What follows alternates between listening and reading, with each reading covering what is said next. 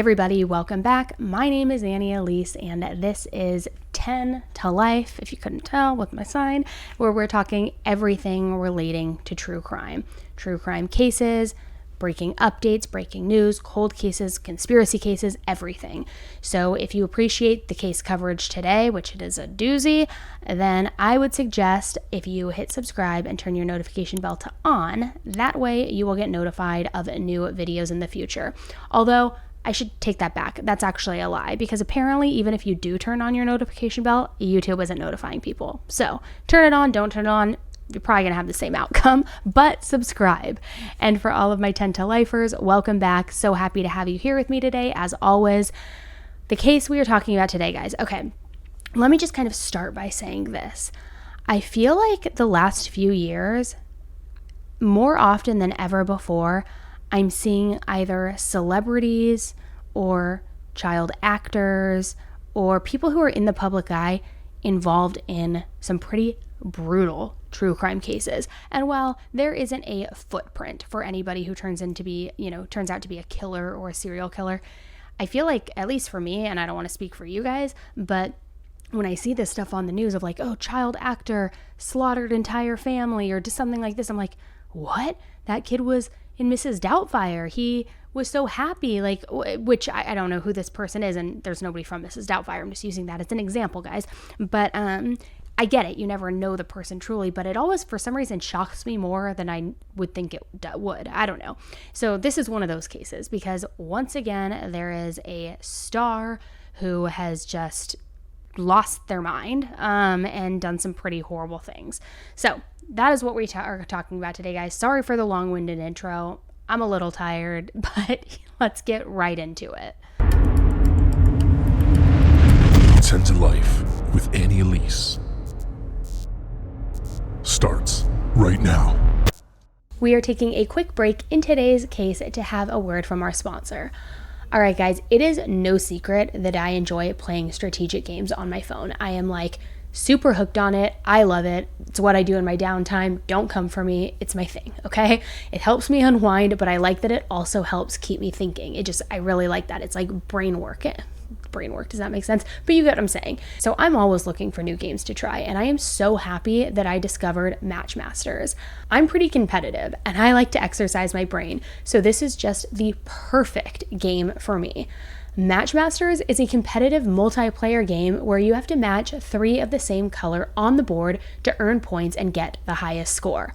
But here's what I love most about this game and what makes it so different from all of the other color match games out there.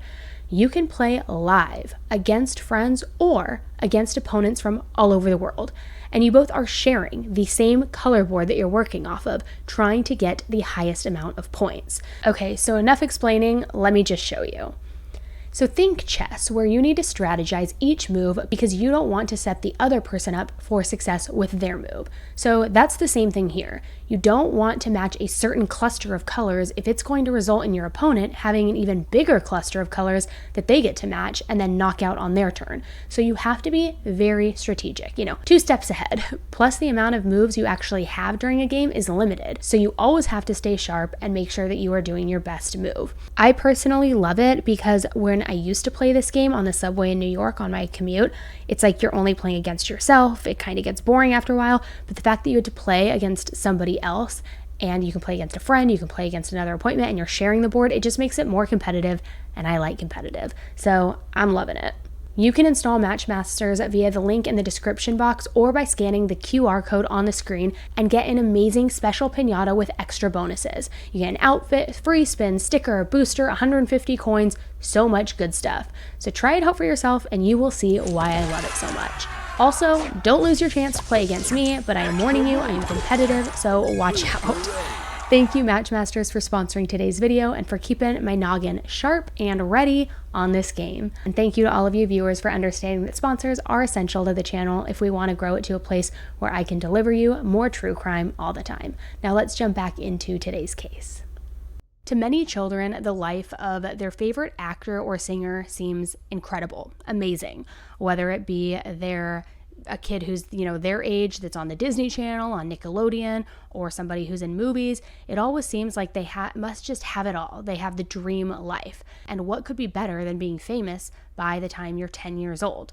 A lot of us would think. I'm sure there are a lot of things better, but you get what I'm saying. But they're rich before most kids their age are even out of high school. They can be on private jets. They get everything they want. They have famous friends. They can have anything in the world, go anywhere in the world, and everybody knows their name. And as a kid, popularity does seem like everything. But as most adults know, those kids end up growing up. And more times than not, child stars seem to struggle in adulthood. There is actually a name for this phenomenon too, and it's called child star syndrome. We've seen it in many successful young people in Hollywood. Lindsay Lohan, Amanda Bynes, Drew Barrymore, Macaulay Culkin, Britney Spears, Michael Jackson, Justin Bieber, to an extent, just to name a few. From mental illness to addiction to losing all of their money, it's clear that something happens along the way to these kids that causes lifelong effects. While it's not uncommon to see adult child stars plastered on tabloids for DUIs, bankruptcy, or some sort of scandal or another, it is pretty uncommon to see one of them turn into a cold-blooded murderer.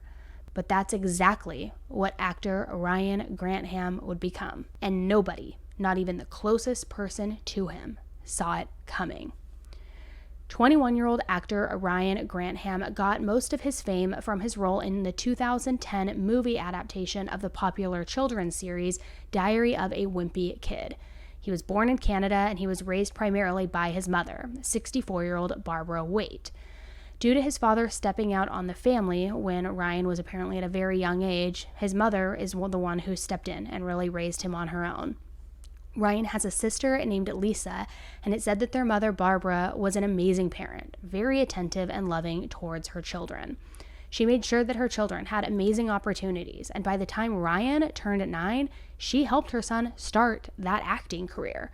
Ryan would end up going on to be featured in several TV shows, and he starred in the Wimpy Kid movie as well, and he was the actual main star of it, as well as a film called Becoming Redwood, and most recently, he was featured on an episode of the extremely popular teenage drama Riverdale, and this was in 2019, so very recently. Since then, Ryan had taken a break from his acting career to take some college classes at school called Simon Fraser University in British Columbia, Canada.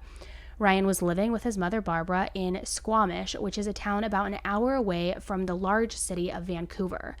So by all accounts, Barbara had no reason to worry about her son. From what she understood, he was attending his classes, and she was so proud of her son and all of his successes along the way. However, Ryan was hiding something from his mother, and from the world.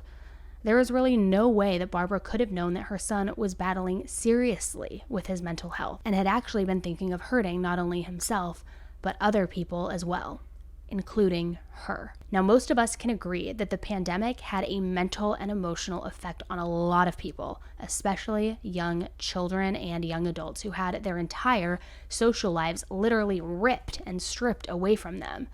So with Ryan's last role in Riverdale being in 2019, I'm sure he thought that he would get more work in 2020 before the pandemic swept across and hit. Psychologists have also said that child stars often learn to base their self-worth on how much attention they get. So if the attention that Ryan was getting was starting to fizzle out during COVID when a lot of productions were shut down and people were forced to stay inside, this may have contributed to the depression that he developed during this time. And to make matters worse, he started using marijuana heavily during this time, which studies have shown can worsen depression in some people and has also been linked to developing psychosis in people already susceptible to mental illnesses. Now, guys, don't come for me or try to cancel me because I know everybody has very strong opinions on the matter. That is just a fact from research. I'm just throwing it out there. Believe it or not. Believe it if you want, believe it if you don't. I don't care. But the heavy use of marijuana has also shown to lower a person's motivation, and this could also be the reason that Ryan decided to stop attending his classes during this time as well. What was supposed to be a great college experience turned into online classes, more isolation, and this sense of normalcy that child actors need when they are in their formative years was completely tainted. Now, at this point, Ryan was an adult, but a normal college experience with peers not involved in the entertainment industry might have helped widen his scope of the world outside of the Hollywood bubble. It's been said that child star syndrome can cause kids to feel like the world revolves around them and that most things should come easy. But an experience like going to a traditional school would have probably given Ryan a much needed dose of the real world. Between January and March of 2020, it's clear that Ryan's depression developed into something much worse and entered into the realm of major depressive disorder, and he started to get tendencies to hurt himself and even had thoughts of hurting other people. He started writing in a journal and said things like, "There's a lot of media of me out there, film and TV, hundreds of hours of me that can be viewed and dissected. No one will understand." And while it's true that Ryan was somewhat famous, I also think his ego and feelings of self-importance was a little bit askew. He thought of himself as on par with A-list actors, when he was honestly a C-list actor at best. His mom being so proud of him was something very important to Ryan too, and he knew how much she sacrificed for him to be able to have the opportunities that were given to him. So disappointing her was something he tried to avoid at all costs, and he kept the fact that he smoked and the fact that he wasn't attending classes away from her. According to people close to Barbara, she didn't really see any major changes in her son, and him being a somewhat decent actor, he was apparently able to put on a facade that nothing was wrong. However, during this period of spiraling and his isolation, Ryan began viewing disturbing and violent videos on the dark web. Missing the attention that he once got when he was working and often on TV or in movies, these videos started giving him ideas of ways to get attention. And it seems like stars who are once in the limelight consider any attention good attention. And Ryan could see how much attention people got from committing these atrocities like murder, shootings at schools, I mean, you name it. And we have talked about this a lot, especially about younger kids. And I get it, he was an adult. But these days, it seems like anybody will do anything to go viral or to get famous. So if this person is itching and craving for that attention and that fame and seeing ways that people are getting it, it is a recipe for disaster. And with the mix of his mental health decline, these videos, being alone, feeling like nobody was noticing or caring about him anymore, he wrote in his journal about doing something that would make him famous forever. The only thing in his way was his mother. So disappointing her was something almost too much to bear for Ryan, and he had to figure out a way to garner the attention that he craved without feeling the shame of his mother finding out. In some ways, it seems like Ryan did crave attention, but he also wanted the world to feel the pain he was feeling inside from his depression. On March 5th, 2020, Ryan loaded up his car with several firearms. He drove to his university and sat outside in his car thinking about going in and shooting where he could take as many lives as possible. Luckily, he chickened out and went home, but the conscience that he suddenly had in that moment was very short-lived. Over the next couple of weeks, he decided to think of a person that he could kill that would affect the most people, even more than a mass school shooting. And the person he came up with was probably the single most important person in Canada, Prime Minister Justin Trudeau.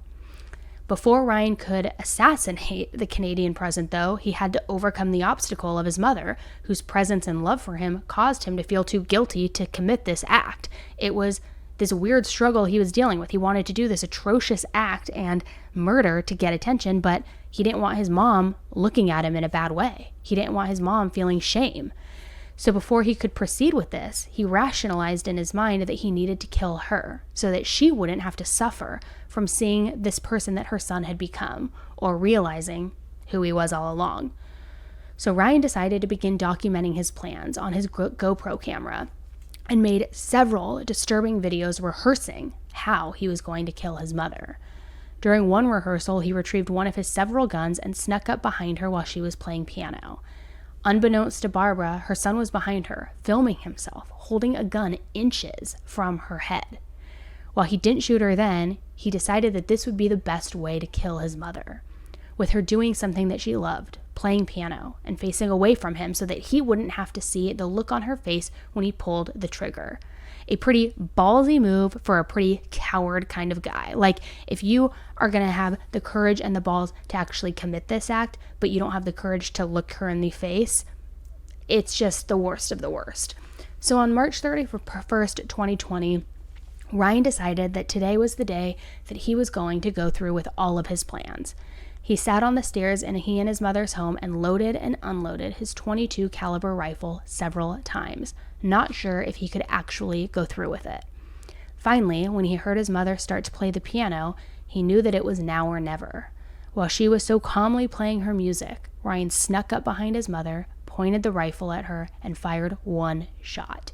And the first thing he does, he goes and he grabs his GoPro camera and records a video saying, "I just killed my mom. I shot the only person who loved me in the back of the head, in the moments after she would have known it was me." He showed the camera his mother's body and then went to the bathroom and filmed himself in the mirror, saying, "You thought you were so tough," as if he was reciting lines from like a shitty movie script. It was so weird. After he had committed the first murder in his plan, Ryan then went to the ATM and withdrew some money. He bought some beer, bought some more stuff to smoke, and went back home. He wrote in his journal, "I'm sorry, Mom. I'm sorry, Lisa. I hate myself," as if he hadn't considered how killing their mother might affect his sister before this moment, as if he actually was remorseful even though he was recording it and then was talking to himself in the mirror. It's beyond understandable. And for the rest of the night, he laid in bed, drinking his beer, smoking, and watching Netflix until he fell asleep. The next day, he got started on his preparations to complete his plan of killing the Prime Minister. He loaded his car with several firearms, including the shotgun that he used to kill his mother with the day before, tons of ammo, and he also concocted 12 Molotov, I hope I'm saying that right, cocktails, which are glass bottles filled with some sort of liquid that is combustible, like gasoline, kerosene, or something like that. And then they have a fuse attached to the top like a little piece of fabric. So these cocktails will shatter and explode, sending everything from the glass bottle when they are thrown. So before Ryan got in his car to make that trip to Ottawa, where the Prime Minister Justin lived, he filmed himself covering his mother with a sheet, placing and lighting several candles around her body, and draping a rosary on top of her piano. From where Ryan lived in Squamish to Ottawa, where the Prime Minister lives, it's about 2,700 miles, which would be roughly a 2-day drive. So Ryan would have a lot of time to think about what he planned to do. And on his way, he decided to stop in a very rural area to test out one of those makeshift cocktails he made to make sure that they actually worked. Ryan quickly realized how long he was going to have to be alone with his thoughts, and the fear and the anxiety began to creep in. Maybe he started to think about the fact that the Prime Minister probably has just as much security as the President of the United States, and it would probably be highly unlikely for him to get anywhere close to him, let alone kill him. So Ryan reconsidered going all the way to Ottawa and thought that maybe he'd prefer to commit a mass destruction shooting instead, possibly at a school, or even at the Lionsgate Bridge in Vancouver, which is an iconic tourist attraction that would bring hundreds of people.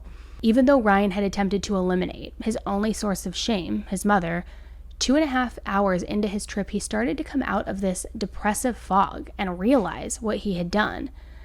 By some grace of God, when Ryan arrived in Vancouver, instead of going to the Lionsgate Bridge, he drove to the police station.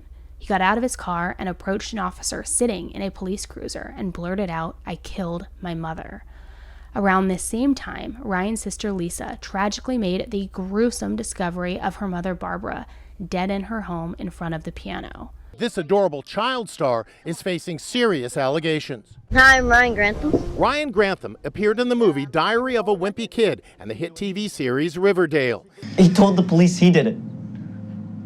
To protect me, but it wasn't him.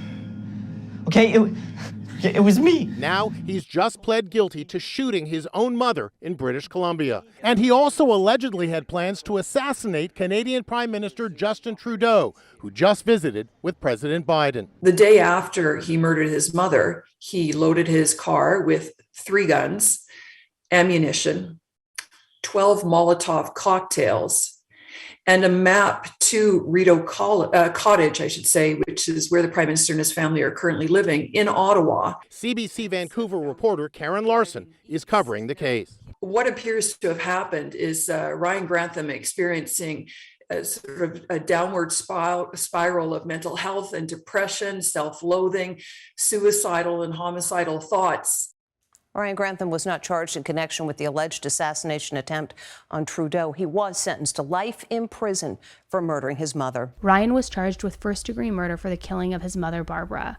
and with so much evidence stacked against him, such as the videos he made literally confessing, his confession to the officer, and his journal and his car filled with all these weapons and other firearms, and the homemade bombs, Ryan's attorney suggested that he plead guilty to second-degree murder. In Canada, first and second-degree murder come with a mandatory life sentence of at least 25 years, but with second degree, Ryan would possibly be eligible for parole in the future. And there are some differences in the United States and the Canadian judicial system, such as Canada not having the death penalty at all throughout the entire country. And unlike the United States, where many laws are decided state by state, the entire country of Canada is run under the same court system, known as the Crown, or Canada's government system, in other words. Another difference is that in the United States, high-profile cases are often televised for the public. However, in Canada, any member of the public can attend a trial, and cameras are rarely, if ever, allowed in the courtroom. Similarly, in both countries, first-degree murder constitutes someone planning and intentionally carrying out a killing, known as premeditation, whereas second degree is an unplanned intentional killing or killing caused by a reckless disregard for human life. Now, obviously, Ryan did intentionally kill his mother, and he had planned to kill his mother for some time. However, he was still convicted of second-degree murder, and I'm not exactly sure why he was convicted of second-degree murder when the evidence shows he planned to kill her, and by his own admission, did so to spare her from seeing what he was going to do. So if anyone knows why he wasn't convicted of first-degree murder, please let me know, because I can't figure this out. Unless it possibly was some sort of plea deal that if he pled guilty to second degree, then there wouldn't need to be a lengthy trial and put his sister or family through this.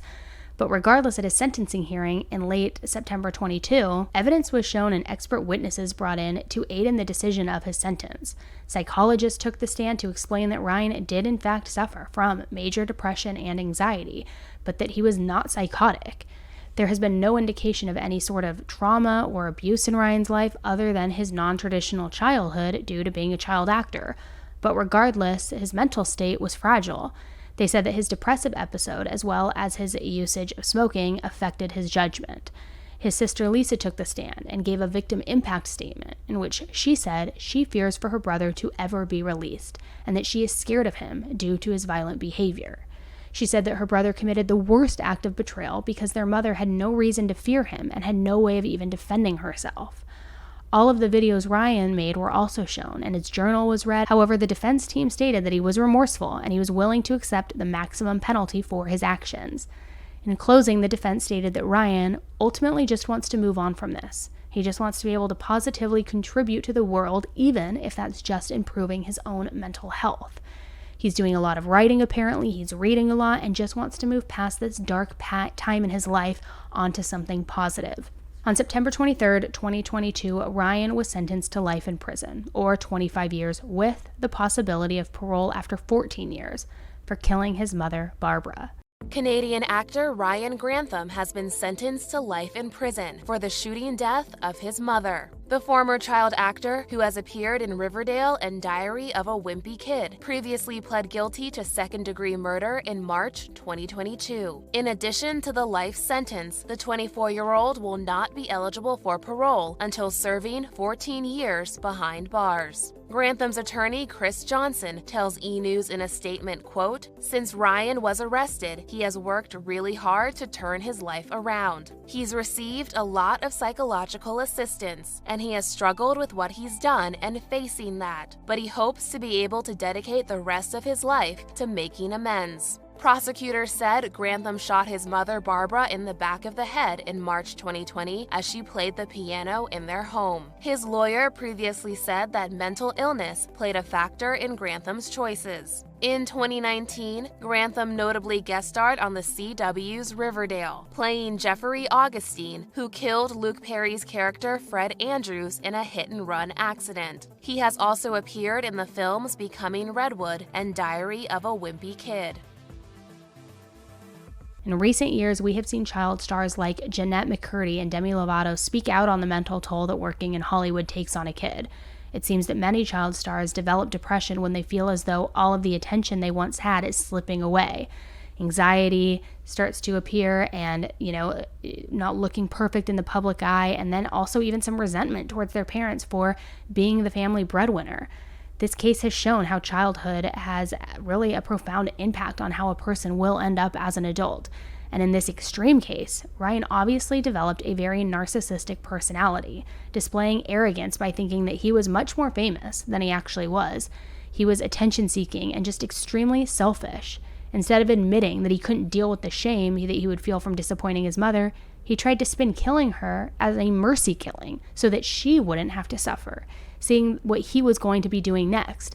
And narcissists are often said to hide in plain sight, which is probably why his mother had no idea that his mental health was declining, and his arrogance made him feel like he could self-medicate and keep from getting help from a professional. His acts of selfishness continue all the way up until sentencing, where instead of apologizing and putting the focus on what he actually did and what he committed to his mother and the pain he caused the rest of his family, he said that he wanted to move forward. He wanted to do something positive, and he wanted to improve his mental health. Everything is still all about him. And to top it off, wait until you hear the request from his legal team, which we're going to get to. Although he has been sentenced to life in prison, unlike the United States, the judge doesn't decide where the defendant will serve their sentence. In Canada, a group of correctional authorities called the Deputy Commissioner of Prisons decides where the sentence will be served.